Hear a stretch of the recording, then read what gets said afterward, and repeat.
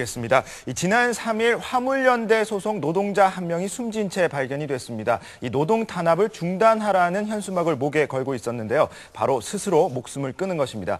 이를 두고 일각에서는 단돈 30원이 한 사람을 죽음으로 내몰았다고 이야기를 하고 있는데요. 자세한 내용 취재했습니다. 37살 한 남성의 자살, 그가 스스로 죽음을 선택한 데는 택배 운송료 30원이 발단이 됐는데요. 불과 30원 때문에 목숨을 걸어야 되는 이런 사회에 살고 있다는 것이 매우 안타깝습니다. 그가 스스로 목숨을 끊을 수밖에 없었던 이유가 무엇일까요? 취재했습니다. 지난 5월 6일 대전의 한 장례식장 앞입니다. 이곳에 한 가정의 가장이자 두 아이의 아빠였던 고 박종태 씨의 빈소가 차려졌습니다.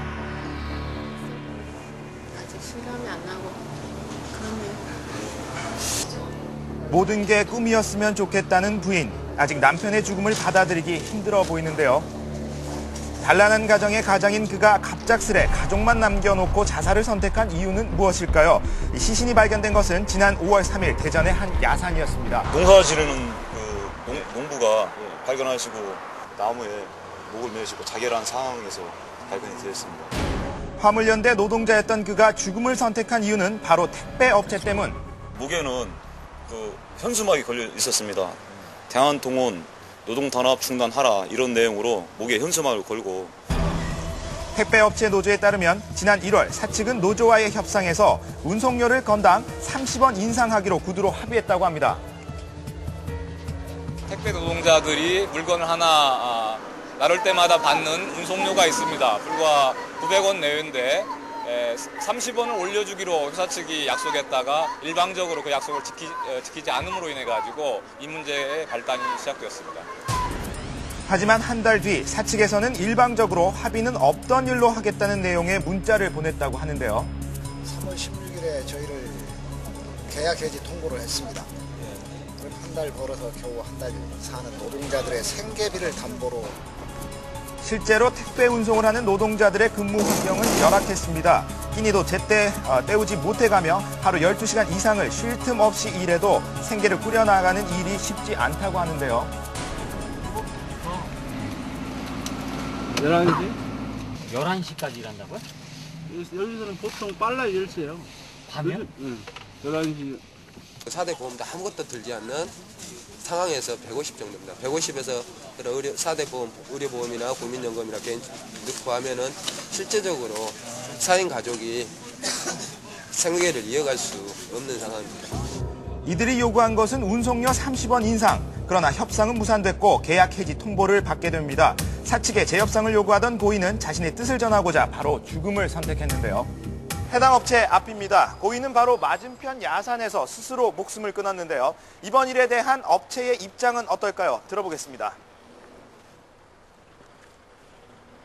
수수료 30원 인상 요구 조건 처음에 타이틀로 내걸고 파업을 시작했지만 그거는 이미 이제 아무 의미가 없어진 것 같고요. 절대 그 회사에서는 수용될 수 없는 그런 상황입니다.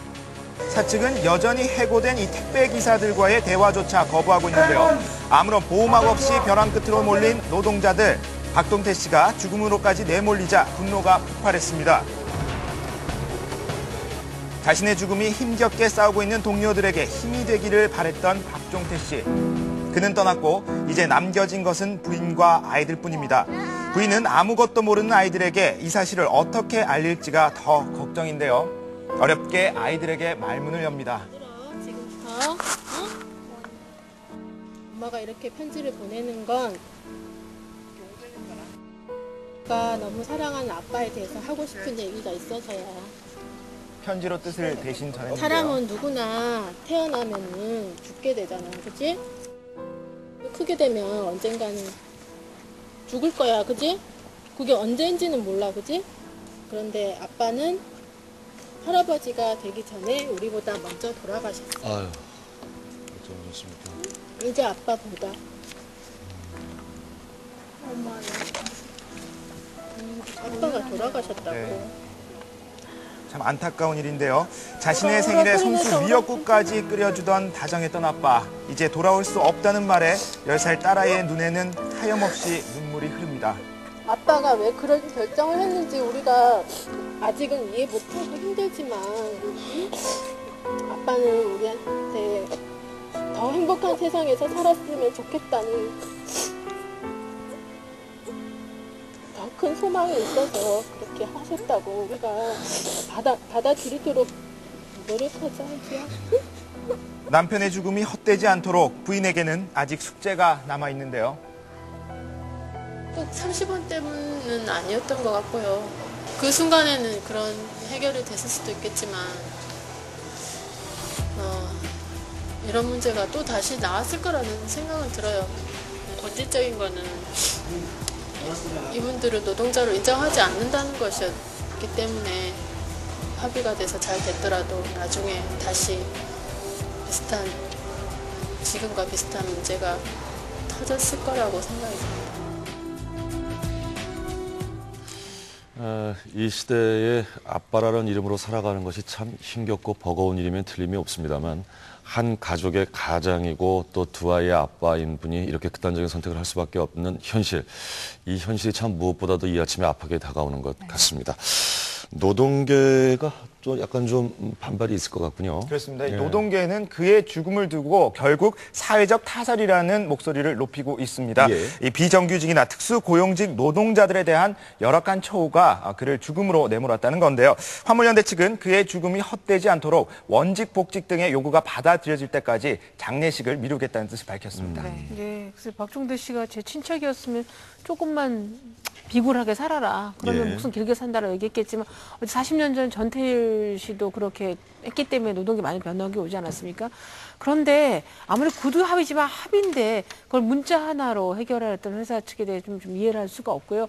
이 자리에서 제일 제가 무력한 것이 정말 근본적인 대책을 부탁드립니다. 말을 너무나 많이 했지만 제대로 된 게 없는 것 같지만 다시 한번 정부에서도 이게 한 회사와 한 노동자의 문제가 아니라 사회 문제란 걸 좀 인식을 하고 대책을 세워주시기 바랍니다. 시각이 좀 문제가 있는 것 같아요. 네. 예. 그 인터넷에 그 남편분이 죽음을 암시하는 유서를 올렸다고 합니다. 그 밑에 아내분이 만류하는 댓글을 달았다고 하는데 그 글을 쓸 때 아내분의 심정이 어땠을지 정말 가슴이 아프고요. 그래요. 이제 두 아이를 데리고 또 아내분이 살아가는 앞날이 힘겹지는 않을까 걱정스럽습니다. 다음